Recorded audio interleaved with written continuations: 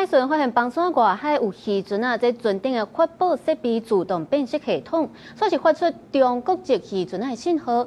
因為驚講感受中國漁船掠過界的問題，海巡是趕去到現場，查明講這是一隻咱琉球籍的漁船啊，當場來宣導講袂當閣繼續用這款的設備。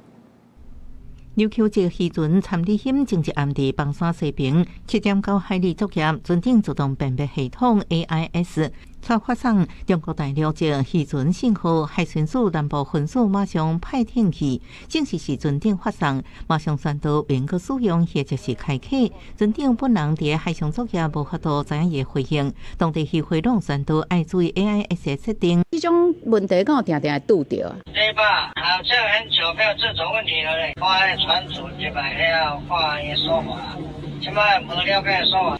AIS 是避免船隻弄到，確保航行安全送遞。外界推測真可能是船隻用中國大陸籍 AIS， 閣無改設定。漁業署表示，依法中華民國船攏愛裝 AIS， 政府提供2萬補助，若補助免用中國大陸籍，不過若自費，就無受這個限制。船舶要自己去購買，他要購買哪一個品牌，他自己去決定。他就是要自己去改變那個裡面的設定啊，不要大陸的號碼就好了。